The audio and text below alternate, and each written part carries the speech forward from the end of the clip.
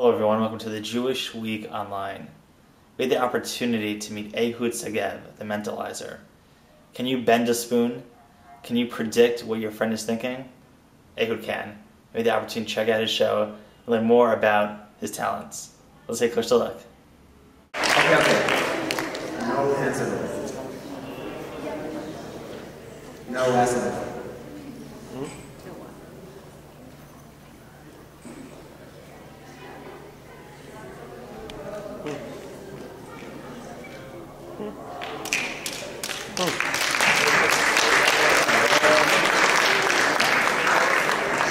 Let me show you my girlfriend's favorite part. It goes like this with the finger.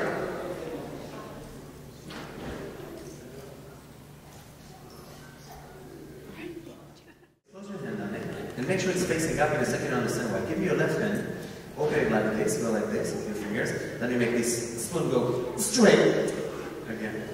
Now just do like this and watch this. Put it down here and you hold your fingers on top of my fingers here. And you'll see why.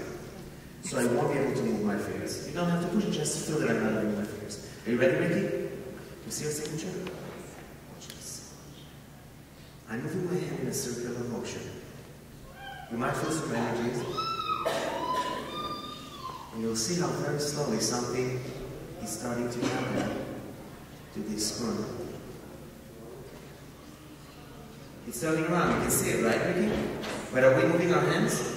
Not at all, right? But you can actually see that this spoon is turning around, right? I want you to actually see. Guys, can you see that the top part of this spoon is actually spinning? Can you see it, guys? Very slowly. We're not moving our hands. Thank you so much. But this spoon actually... Wait, here, let me bring it out so you can all see. Let me pull it out very lightly. Can you see this, guys? Okay, it's hard to see. It's hard to see, but thank you, guys. Is this your signature in the front? And is this Jay's signature in the back? And where is the back now? In the front, right? So this spoon just completed a full circle, ladies and gentlemen. So tell us a little bit about how you got into the business. Okay, so I actually got the book yesterday, and I was reading it really fast so I can learn all the tricks and secrets. I'm just kidding. I actually got into it when I was really young. I was a little boy. I was maybe 11 or 12 when I went to the librarian in my home village of Rosh Pina in the Upper Galilee in Israel. And I went to the library and I took all the books that had to do with spirituality and all these like seances and things that are really, out of this world. And I went and I was a little boy grabbing all these books, going out, and the librarian stopped me and she said, "Listen, little boy, you can't read these books." She was really scared. And she said, "If you want to read these books, you have to give me some kind of a confirmation from your parents that they allow you to read these books. You're a little boy, why are you reading about spirits and about, And that's what I did. I had to sign my parents on a form that actually confirmed that. They said he's allowed to read whatever he wants. And then I started doing all these small shows and little kids' birthday parties, and I did all this weird and cool stuff.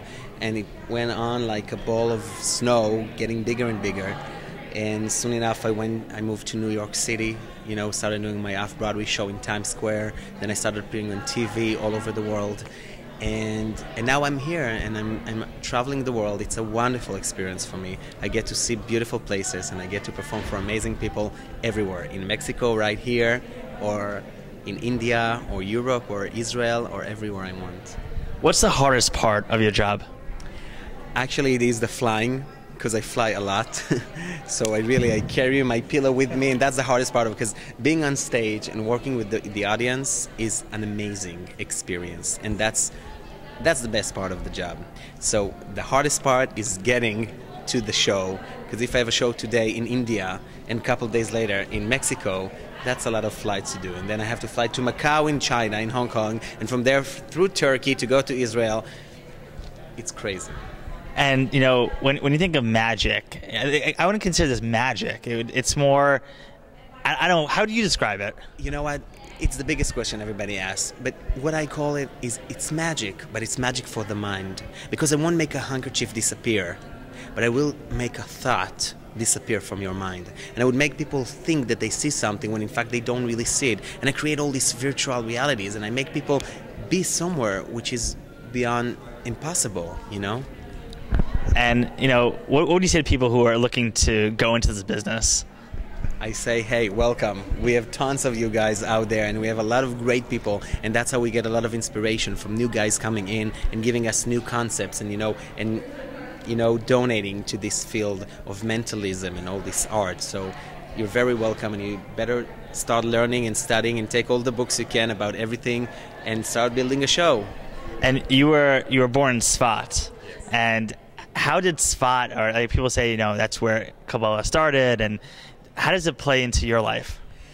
It plays a lot, because I studied Kabbalah a lot. I studied Kabbalah in Israel, in Sfat. I moved to New York. I studied it in Brooklyn, in Manhattan, and I put a lot of energies into learning all the stories and all the beautiful aspects of Kabbalah. And I tried to integrate that into my show. And when I was doing that off-Broadway show on 42nd Street, I was really taking stories from Kabbalah and I was putting it into routines in my show itself, which had people leaving the theater not just saying, wow, what a great show we saw, or like you said before, hey, we saw a great magic show. No, they say, we saw something beyond. I mean, we left the theater feeling like we learned something, you know, not just another show, but something extra. Yeah, and you know, when you do audience participation, you never know what's going to happen. You never know. Like, you know, even when you were doing the thing with the reading the person's mind, and even the way that you had literally the cars looked the same. I mean, how do you prepare for that? You know what? I can't prepare for it. I can't. I come to the show. I know I'm going to be... Let me tell you even something else. When someone calls me, a client, and he says, listen, how many people are you doing the show? So I always say, 101. He's like, what? I'm like, yeah, it's me and another people in the audience, because they're all becoming a part of the show. I can never know. It's always a big surprise for me even, because I come to the show and I know it's going to be a different show every night. Because every night you have different people building different routines, building different stories, and I'm a part of it.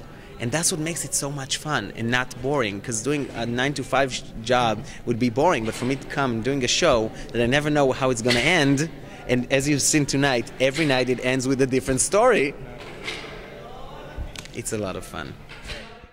As you can see, Ehud Segev is truly a remarkable man who has unique talents. This is Arnold Herman, and thank you for watching.